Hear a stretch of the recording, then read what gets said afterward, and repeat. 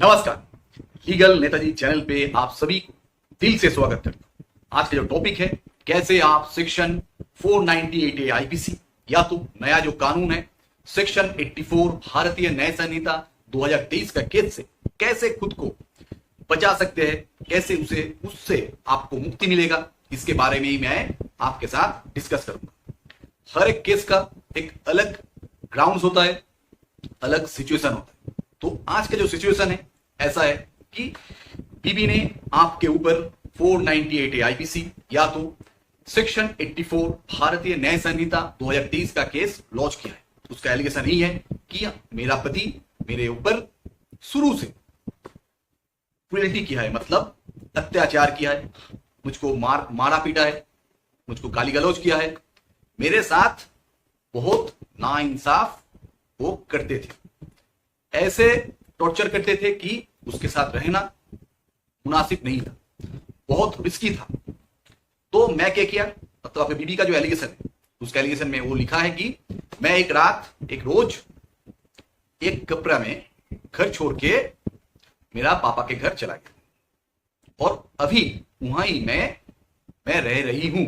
मतलब पति को घर छोड़ के मैं पापा के घर, मेरा पिता के घर मेरा अभी प्लेस ऑफ स्टेइंग है, क्योंकि इतना अत्याचार होता था।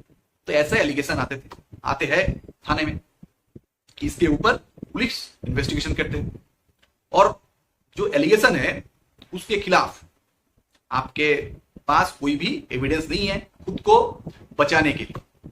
और वो जो केस किया है वो बहुत सजा के, बहुत सा एविडेंस को जुगाड़ करके ये केस उसने सजाया है और कोर्ट को भी ऐसे लग रहा है कि सच में उसके ऊपर क्रूएल्टी हुआ है और वो अभी भी वो क्रूएल्टी का जो खौफ है उससे निकल नहीं पाई है, इसलिए वो अभी भी उसका जो प्लेस ऑफ स्टेइंग है वो अपने पिता के घर है।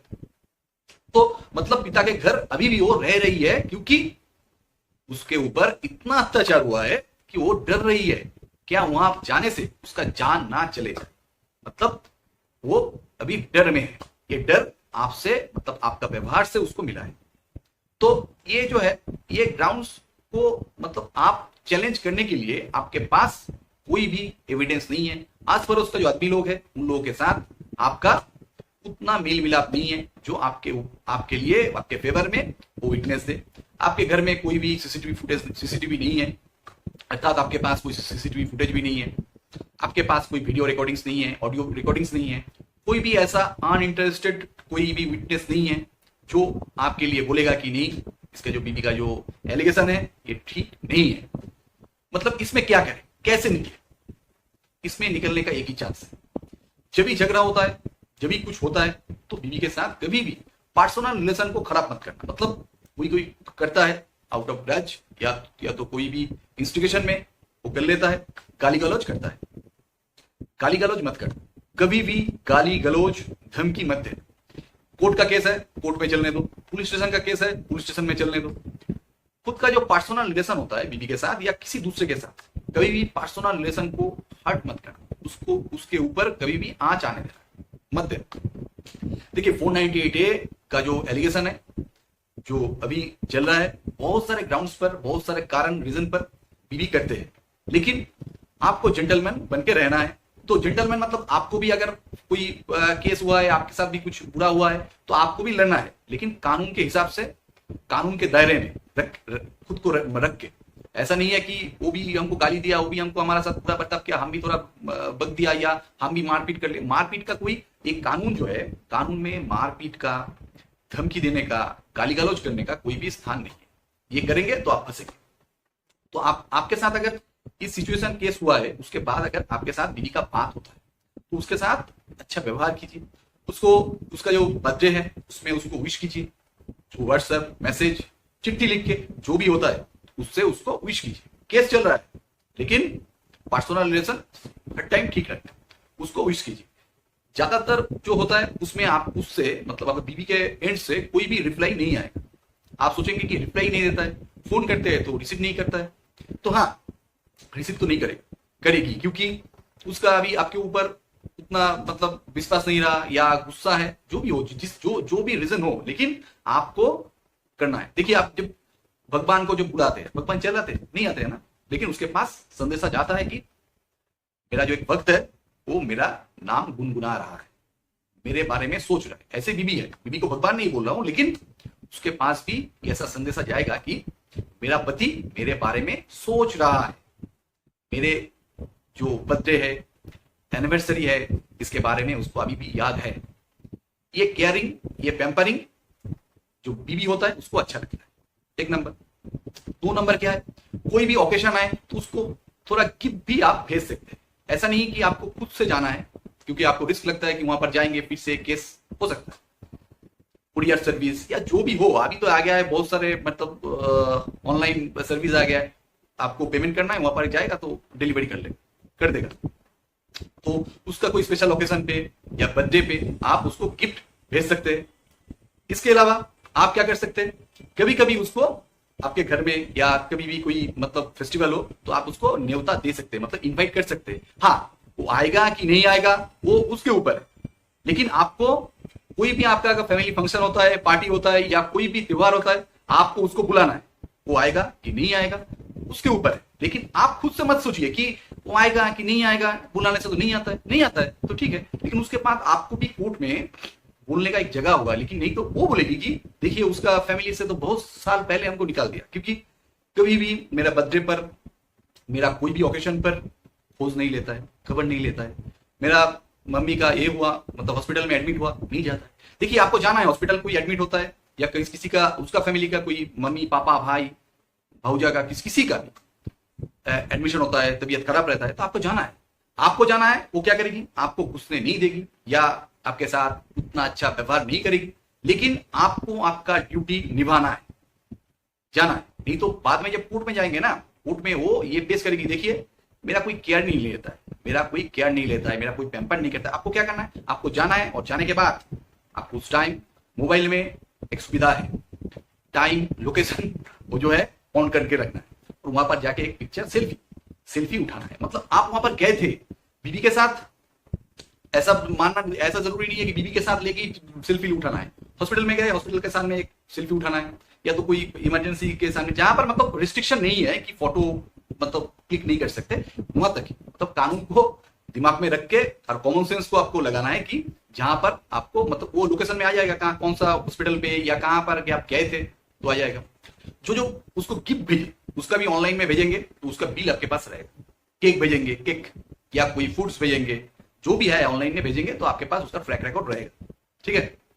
उसके बाद क्या करना है, उसके बाद करना है कि अगर बात होता है थोड़ा थोड़ा, उसको उसके साथ अच्छा व्यवहार कीजिए और उसको बुलाइए, रेस्टोरेंट में खाइए, ट्रीट दीजिए, और ट्रीट देने के बाद में थोड़ा पिक्चर भी होता है, सेल्फी होता है, सेल्फी टाइम तो बनता है, सेल्फी उठाना है।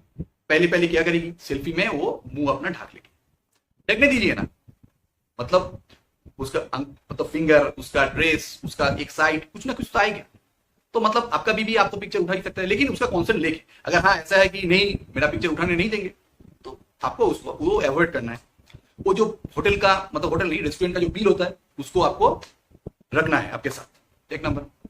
उसके बाद क्या है कि अगर हो सकता है बातों बातों में उसको बोलिए चलिए कहीं टूर पे जाते हैं, कहीं घूमने जाते हैं, तो आप छोटा मोटा टूर कीजिए, ना पैसा वाला टूर नहीं। मैं नहीं बोल रहा हूँ यूरोप टूर कीजिए या बड़ा कोई टूर कीजिए, टूर मतलब स्टेइंग, मतलब एक साथ आपको कोई मिशन होना चाहिए, मतलब एक साथ स्टेइंग आपको होना चाहिए। आप कहीं होटल में गया, दोनों आधार कार्ड देके आप होटल में आपका एंट्री होता है, तो उसका बिल आपको लेना है, ठीक है, बिल लेना है, मतलब ये सब आपको जुगाड़ करना है।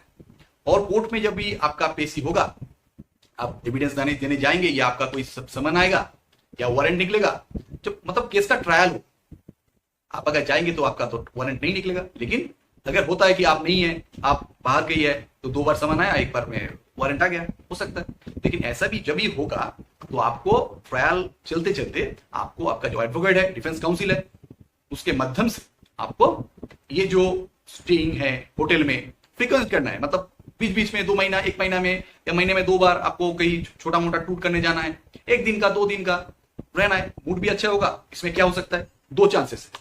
एक चांस क्या है, बीबी का मतलब आपके ऊपर जो गुस्सा है या कोई मिसअंडरस्टैंडिंग है वो एक साथ रहने से ठीक हो जाएगा, फिर से आपका जो इतना प्रॉब्लम है उसका रिस्टार्ट होगा। रिस्टार्ट हर एक का जीवन में होता है। तो ये हो सकता है। दूसरा जो पहलू है वो है क्या है, जब भी कोर्ट में वो बोलेगी कि मेरे ऊपर टॉर्चर हुआ है और टॉर्चर होता है, तो इसका ये जो है खौफ है मेरे लिए, इससे मैं अभी तक निकल नहीं पाया। तभी आपको ये दिखाना है कि वो जो होटल का, वो जो रेस्टोरेंट का, वो जो बिल्स है वो दिखाना है। देखिए, अगर मैं इतना ही बुरा हूं तो मेरे साथ 498 केस लॉन्च करने के बाद भी मेरी बीबी मेरे साथ 7-8 बार यहां वहां रात गुजार चुके हैं, मतलब कहीं स्टे किया है। तो अगर इसके खौफ है, तो अगर इतना ही मैं बुरा हूं तो मेरे साथ कोई रहेगा रात में? उसको अगर डर है कि मैं घर में आके उसको मार डालूंगा, मुझसे उसके रिस्क है ग्रीवियस हार्ट होने का, मतलब उसको आघात लगने का, मुझसे मैं उसको मारने वाला हूं, तो ऐसा अगर डर है तो वो मेरे साथ होटल में उतना दूर घर छोड़ के रह रही है।